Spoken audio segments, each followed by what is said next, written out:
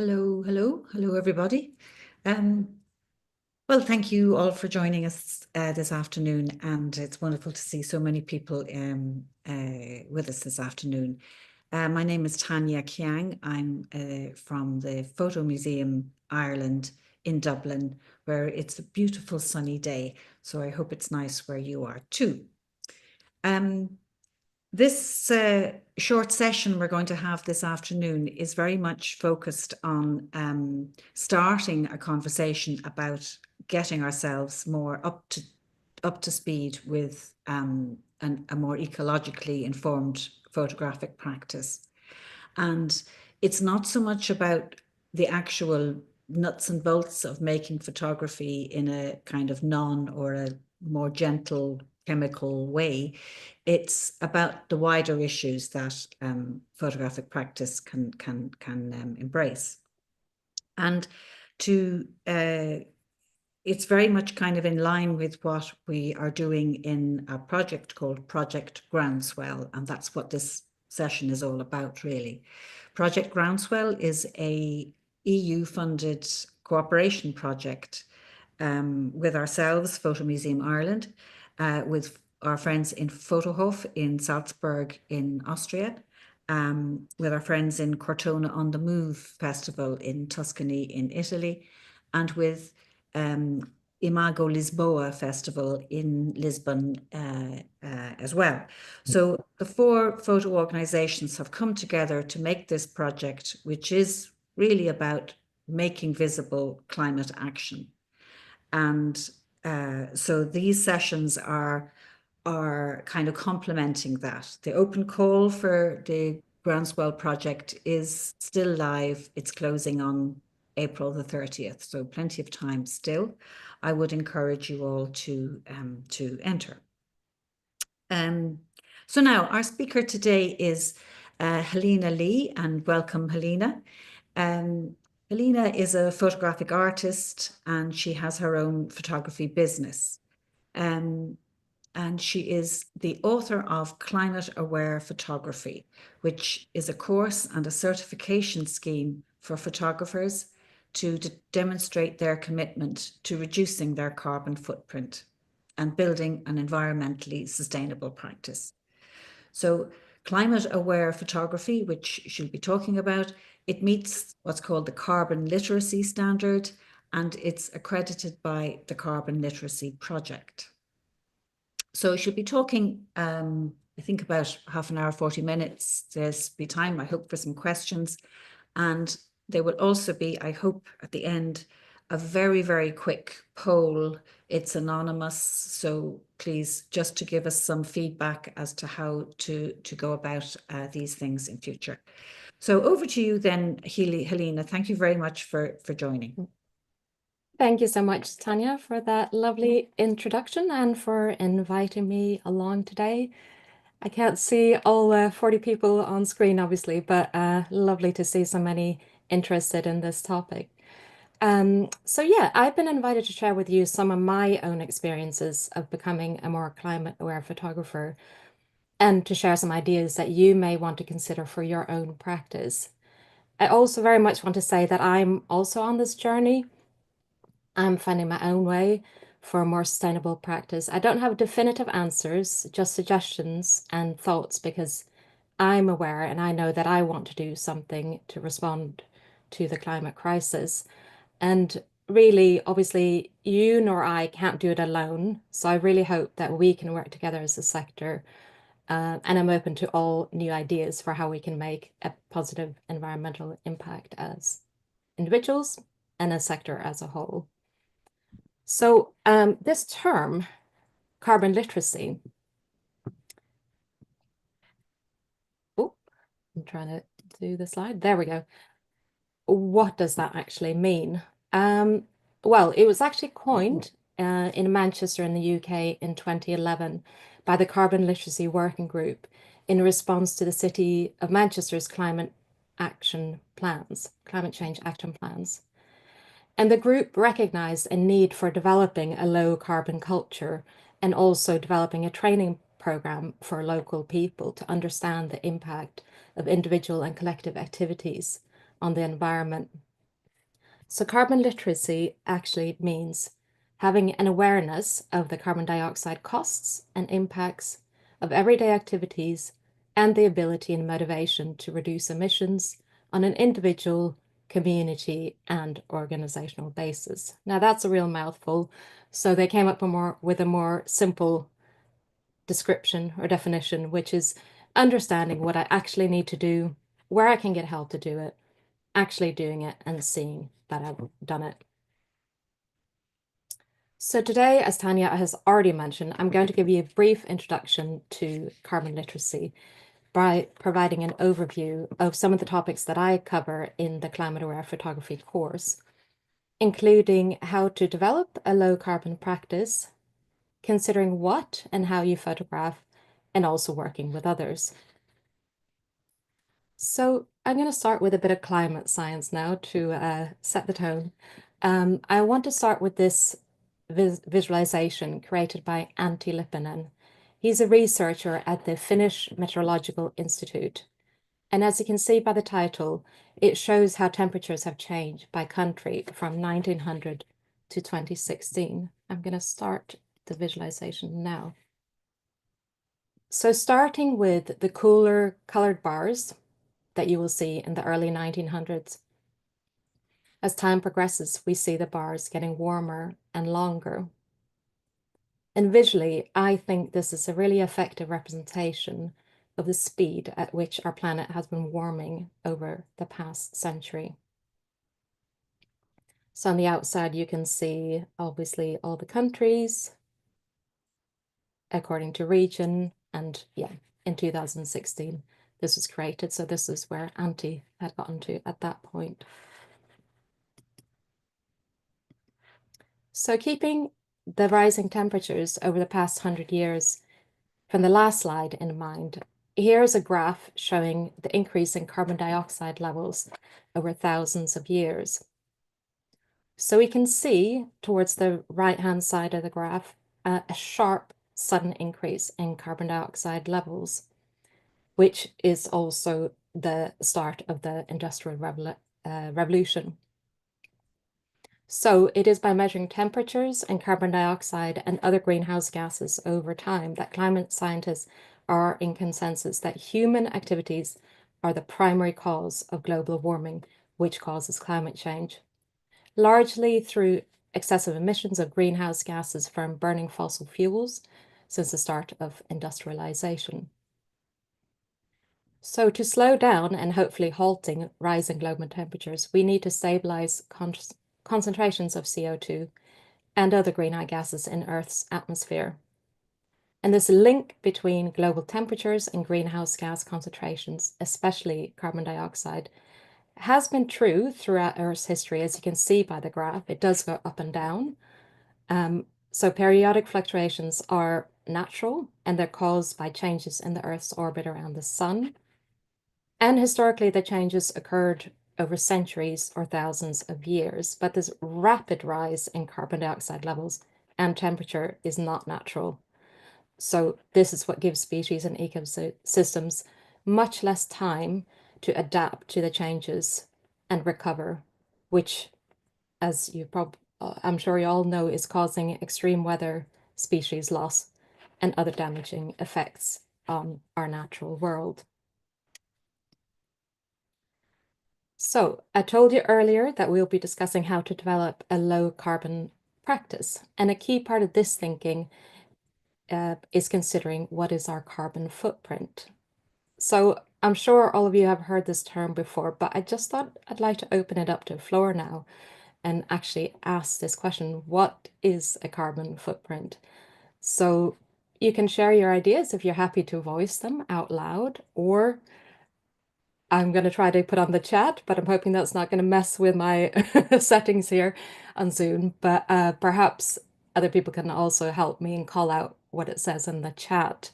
So if you just want to write down words, or if you actually know the definition, that would be great. Or if you want to say something out loud, that would be good to hear, to get an understanding. I'm going to open the chat, I think. No, I can't see the chat unfortunately. Can somebody call out if anyone is actually writing in the chat? Well, I'm just about to write. Well, I was going to write something down. It's me, Tanya. I would say the carbon footprint is something to do with the impact of our activities as regards the release of carbon or other greenhouse gases. Yeah, great. Not too Very sure. good. Absolutely. Yeah, very good. Anyone else want to throw caution to the wind? And Here we are. Joe Laverty says amount of CO2 per person per annum in their activities. Yeah, Barry says our individual contribution to CO2 stroke greenhouse gas emissions. perfect. Gold stars all around. The actual precise definition is exactly that, which you've all covered very well.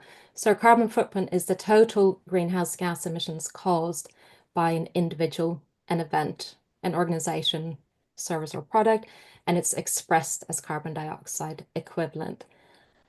Yeah, so as you all expressed really wonderfully, your footprint is a way of showing your carbon emissions compared to other people in other countries. It's your impression on the planet. And by carbon emissions, as you already said, it means our greenhouse gases, including carbon dioxide, methane, and nitrous oxide. And humans produce these gases in vast quantities by doing things like burning coal, oil, and gas for energy.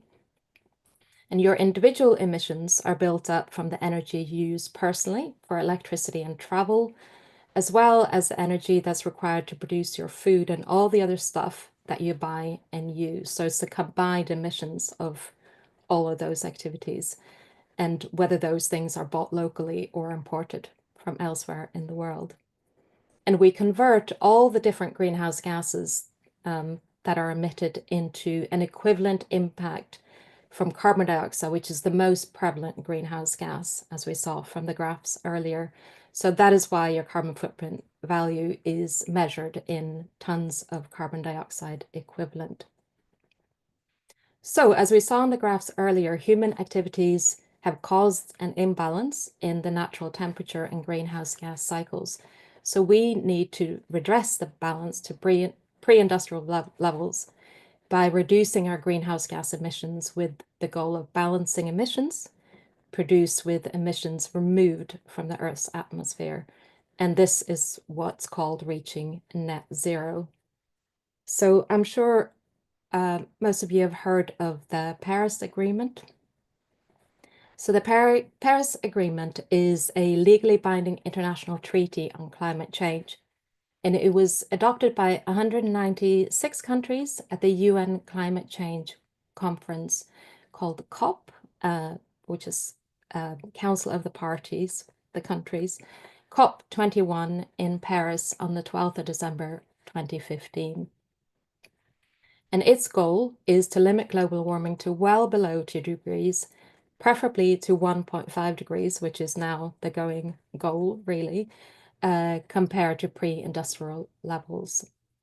And to achieve this long-term temperature goal, countries aim to reach a global peaking of greenhouse gas emissions as soon as possible to achieve a climate neutral world by mid-century. And I'm guessing a lot of you are from Austria, Ireland, Portugal, and Italy on the call today. So just want to say that many of the European countries have passed national laws to reduce emissions and achieve climate neutrality and reaching net zero either by or even before 2050. Austria has got a net zero target of 2040. And you can see the other countries there as well. Italy itself doesn't have a domestic law, but Italy's policies and action plans align with the European climate law, which sets the 2050 net zero target for all EU member states. So that was a very whistle-stop brief overview of climate change science, global agreements, political commitments and laws that are guiding our societies to mitigate against climate change and the climate crisis. And all of that can actually feel very removed from our everyday lives and our practices. And it may also feel like these things are out of our control. So I'd like us to think about what we can do as a group, as a sector, as individuals and photographers. So I've drawn up this 5-point checklist, and it's just really a starting off point for how you can develop a low carbon practice. And the first thing I would always say is to start at the place that is best for you. Identify what changes you would like to and can make in order to start building your own low carbon practice. So I'm now going to go through some considerations and examples from this checklist. So the first thing on the list was travel. Thinking about travel, in some cases, a photographer's travel can have the largest impact, as we know, in many parts of our lives, not just our practice, but that can have the largest impact on our carbon footprint. So if, for example, you are abroad, there's always an opportunity for you to explore different modes of travel. So, for example, could you take a train to get to your destination? And when you are making your travel plans, can you plan your trip so you're making the most of your journey in order to make the most of the emissions that you will be emitting on your way there? Just always have this thought in mind, what can I do to minimize my impact? And perhaps you could still do the project, the same project, but maybe you could do it closer to home. So I've just wanted to bring up this picture, if we can cast our minds back to the lockdown periods in wherever we were. I remember these images always coming up from all around the world that people had taken photos of their local area. And there was such a lot of images that I remember coming out and they were being shown. It was almost like somebody at somewhere was going, this is what's happening around the world, and we're all in it, even though we're separate. I don't know. That's how I felt anyway. And I was thinking about this. I just want to show this example. This is from historic England.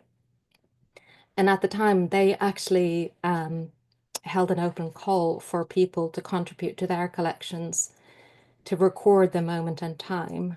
And that they had such a huge response. It says there are almost 3,000 submissions from across England, and that those collections have actually become part of their permanent archive. So it's just thinking about things that actually we can do locally was just a thought. Another example is Adam Lee and Martin. So Adam Lee, he walked the length of Britain with a donkey called Martin, and he recorded a blog, or he produced a blog called Conversations About a Donkey. So just another way of traveling and recording. Or how about, as we're doing today, collaborating virtually? The Power of Place directory that came about in 2021, 22, I think it was. And it was an inventory of photographers from the UK, United Kingdom, and Hong Kong. And they came together to explore the power of place. They were crossing barriers of physical distance by obviously being in the two different countries. And the exchange enabled new ways of working remotely.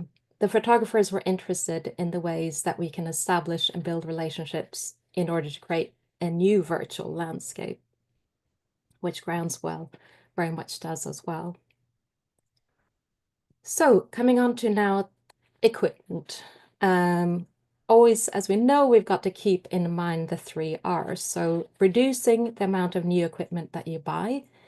Every piece of equipment that you use has an environmental impact, as you know, through its production, through its distribution and transport to wherever you are buying it or purchasing it from, and also the disposal. Reuse your equipment for as long as possible, or you can buy second-hand equipment. There's a lot of good stuff out there. And obviously recycle any equipment that you no longer use. You can send it for recycling, or you may want to donate it to a charity that wants photographic equipment. Also, make sure that you research your suppliers and make demands of them. How committed are they to environmental responsibility, both in their business practices and the products that they produce? Check out their certifications and standards assessments. What do they have? On screen, you can see some of the recognized international certifications and standards. Read their policies or environmental statements. What have they done? What are they committing to?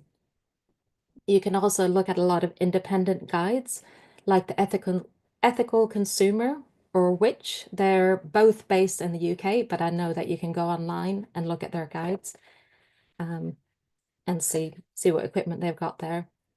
Use them to help make decisions about the environmental commitments. You could also carry out an environmental audit of your working space and business practice, much like I'm sure many of you are already doing at home.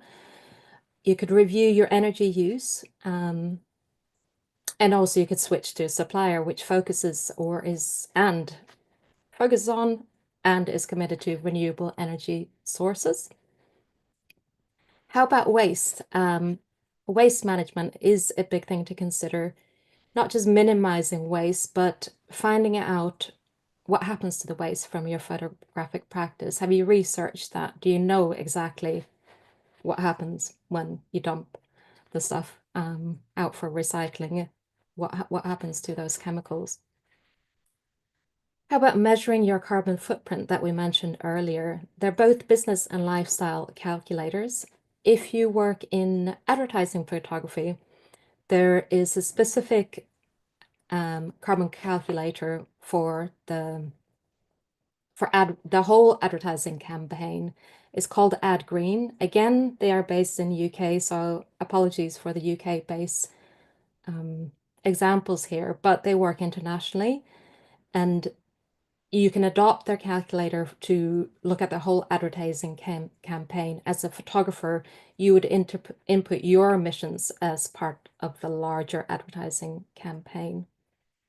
For small businesses, there are quite a few free calculators that can use, and they're being more and more developed all the time. But these are some of the three that I am aware of that are very good. Also, I should add, there are many, some of them better than others, but these are very good. Compare your footprint, the Carbon Trust, or the Change Climate Business Emissions Evaluator, signified or shown there by the Change Climate Project. I'm going to send you the links to all these at the end of the session. So, analog or digital? Well, this is often a key question for us as photographers. With digital photography, you're not using film rolls, but you want to consider the carbon cost of cloud storage. Would offline storage be something that uses less energy for you? Or if you're using cloud storage, do some research into your provider. There's quite a few good websites that actually measure the carbon footprint also of the website and so on. So you can have a look at all these things. If you're working with analog photography, there is, as you are all aware, I'm sure, a growing movement of photographers using low impact processes, including using non-toxic chemicals like coffee grains and plants in processing and printing. And one example here is socially engaged photographer Gwen Riley Jones. In this image, she worked with a group to create anthotypes,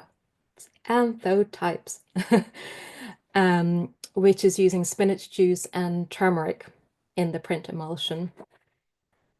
Another photographer, one of my favorites in the techniques that she uses is Almudena Romero, and she creates photos using plants, including this series called Family Album.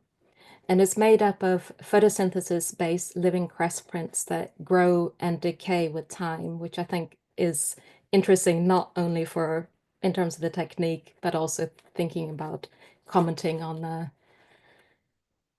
photographs as existing and not existing, I guess.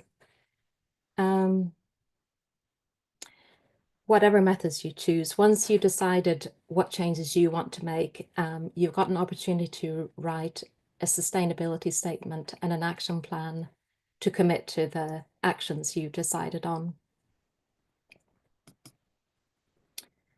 Now, there's an increasing recognition about the importance of good ethics in photography, and this includes being a considerate photographer when you are on location. So on the left here, I've got the 7 principles of leave no trace. I don't know if any of you have heard of that before, but this is an approach that you can take on location. And if you go onto the Leave No Trace website, some of the things they talk about are also things like geocaching, which can drive people to a location, or tagging, as we always often do as well.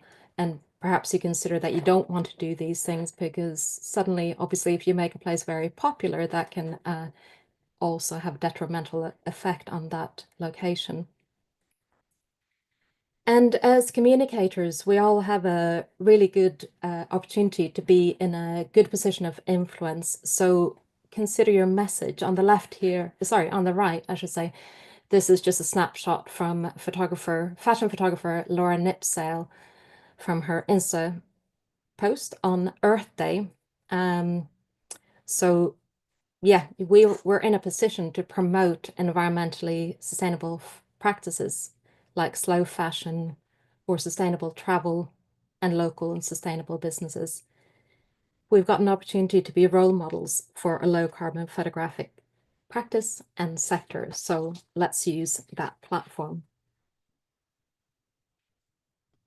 Oh, sorry, I forgot to mention that last image there was the Photography Ethics Center.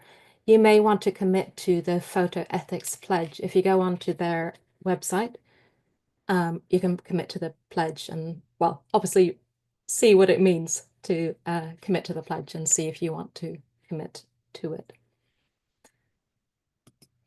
Now I know that we're going to have a session about print later on in this series, but so this is just a very brief consideration to think about how you want to print and distribute your work.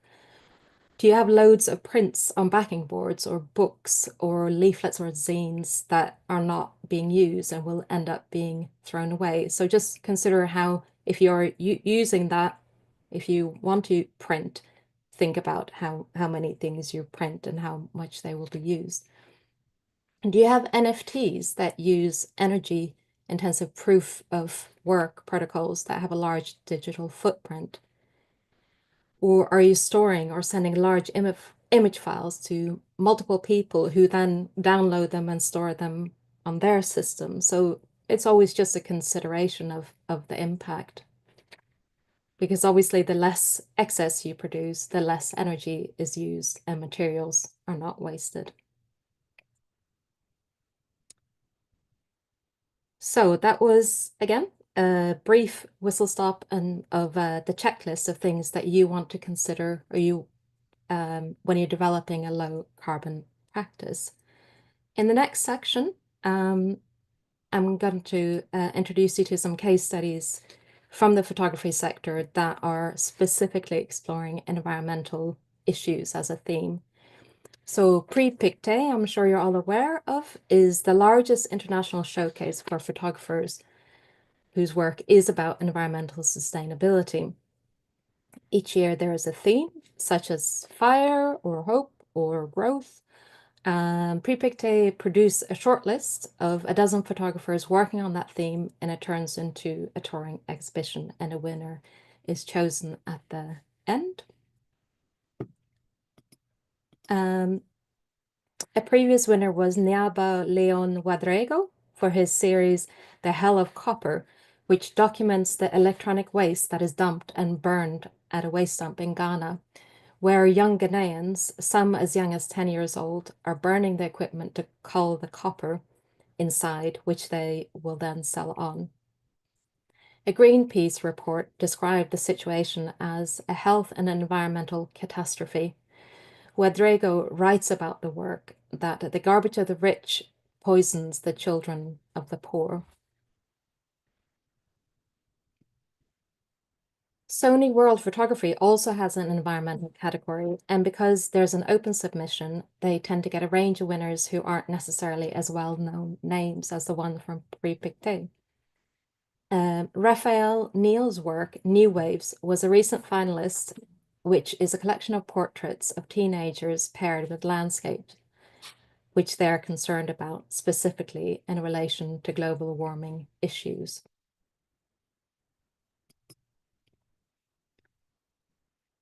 So I mentioned earlier Laura Nipsell. She's a fashion photographer, and she works with fashion brands that are committed to environmental sustainability. And on the screen, you can see that she's written a mission statement for her practice and who she wants to work with. Sorry, I keep skipping back. Now we're on the right slide. So Nipsell has also written a top 10 tips guide for sustainability in a fashion shoot, including things like collaborating with makeup artists that source responsibly, i.e. vegan, cruelty and palm oil-free makeup, and stylists that use reusable props. Mandy Barker. So Mandy Barker is an international award-winning photographer whose work exploring marine plastic debris has received global recognition. Barker works with scientists and aims to raise awareness about plastic pollution in the world's oceans, highlighting the harmful effect on marine life and ourselves, and ultimately leading the viewer to take action. This image of plastic debris that Barker collected was when she was invited by Greenpeace to sail on the Beluga 2 expedition along Scotland's west coast in 2016. The image is called Wear? No One Wears a Watch. And she explains that this caption came about by way of coincidence, perfectly summed up by one of the residents on the island of Sanday, who commented on the remoteness of the island, saying, "No one knows what day it is, and no one wears a watch." Ironically, the very next day, I found a child's watch washed up on the shore.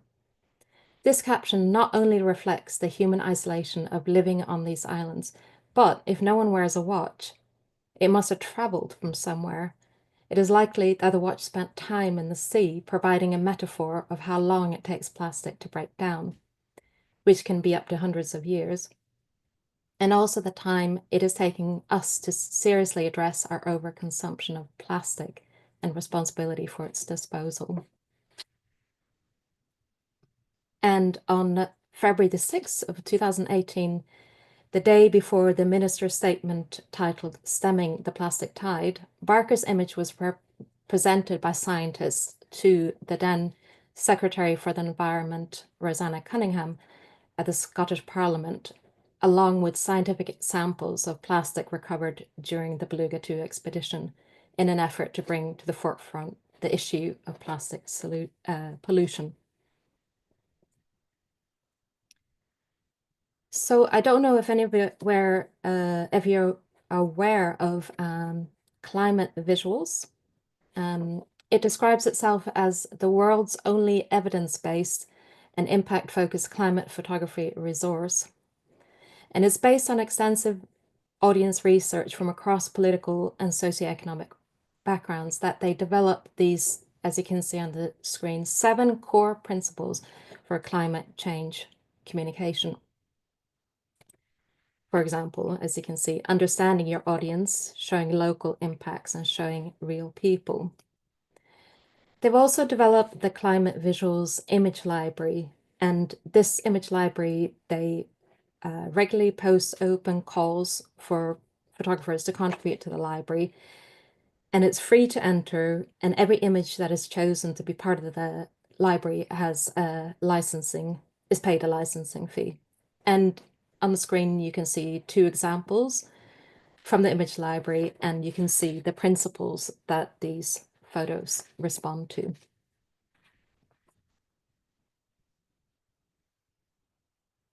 So working with others, having a socially engaged practice, there are many ways to work with communities to explore climate change.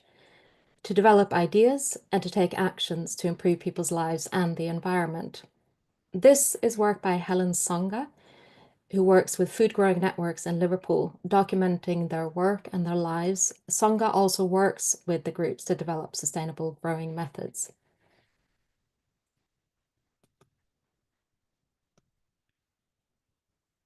Claire Hewitt's practice often focuses on the ideas relating to loneliness, isolation, and collaboration.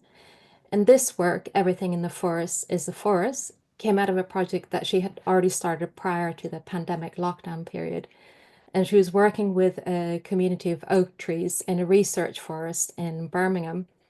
And she was thinking about visually understanding how the trees thrive through connection and communication.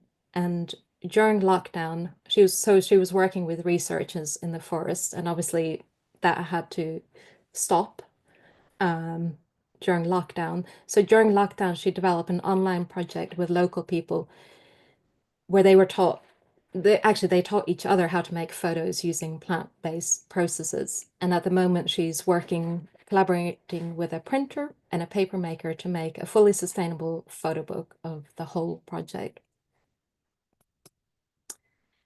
Another group is the Sustainable Darkroom, and they describe themselves as the world's first organization dedicated to the research, development, and innovation of sustainable alternatives to photographic processes. From chemicals made from plants to plant-based print processes and more, the Sustainable Darkroom is leading the change on eco-friendly photography. And they run physical and online workshops, and they disseminate loads of research about their findings. Another group to consider when you're working with others is your clients. So consider how you work with them. You can be certain that they're also under pressure to reduce their environmental impact. Have a conversation with them about their action plans and see if you can help them with developing their plans as well. Perhaps you can use your sphere of influence as a photographer to spread ideas about their good working practices, or you could work with staff groups to generate new ideas. Find out how committed they are to addressing the climate crisis. Can you influence them in taking positive environmental action? Maybe you could charge them for the carbon emissions that your work with them entails.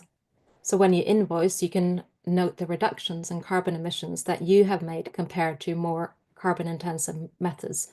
For example, traveling by train versus plane. The important thing here really is to tell them what you are doing, and they may then adopt your practices more widely. Writing your own statement of sustainability can definitely generate interest and work. And on screen now, you can see an example by photographer Marge Bradshaw.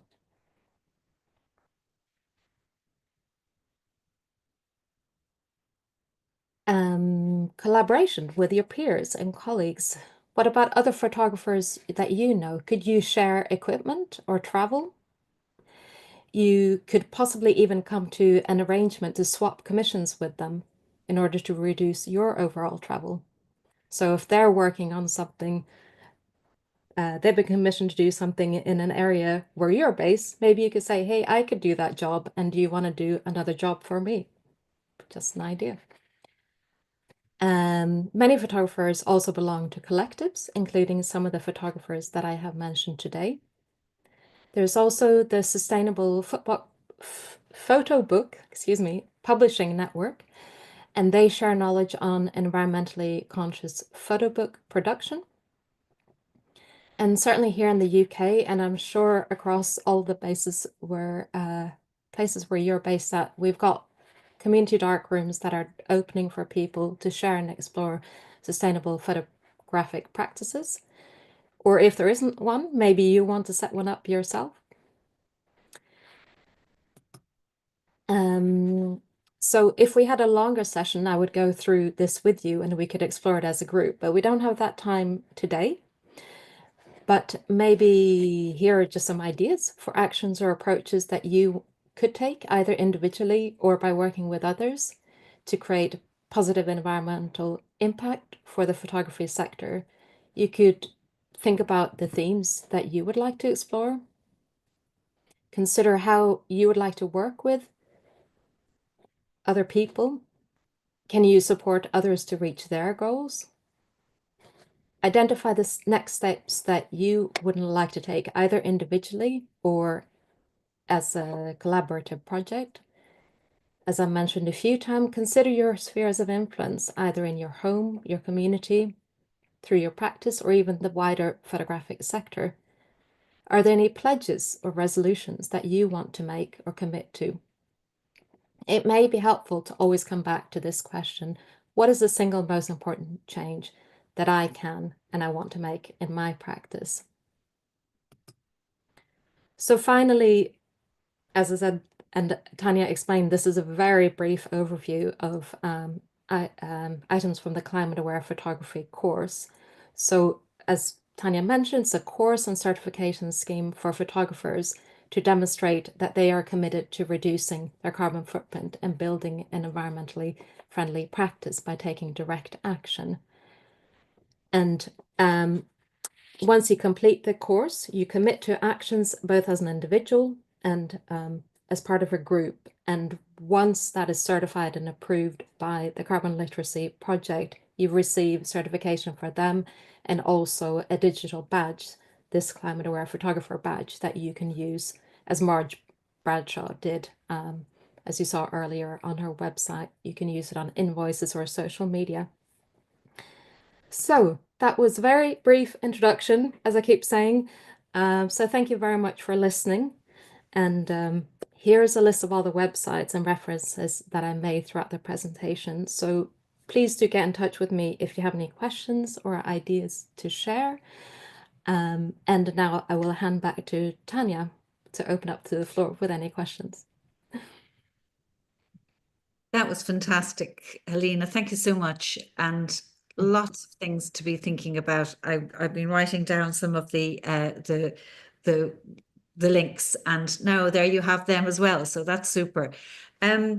I wonder maybe before, if anyone has questions. I know sometimes people just want to kind of take in what you've been talking about.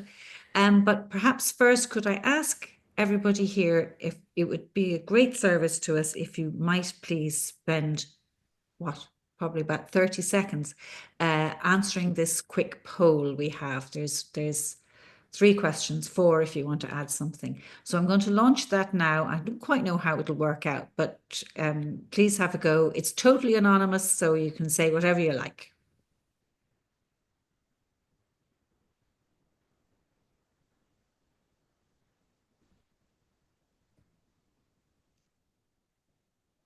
Can anyone tell me, has something popped up on their screens? Yeah, certainly on mine. Yeah. Thank you.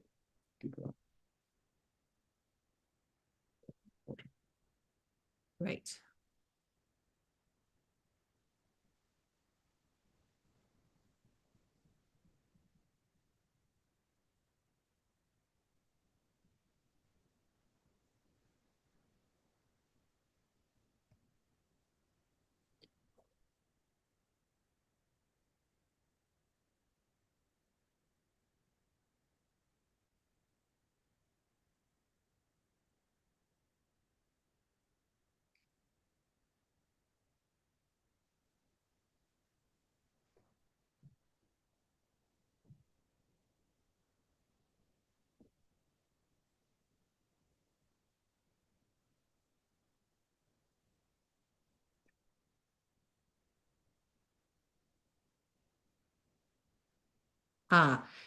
Francisco Vigo has asked, a lovely lecture. I would like to ask, is there any source on what is the most ecological way to dispose of lab chemicals?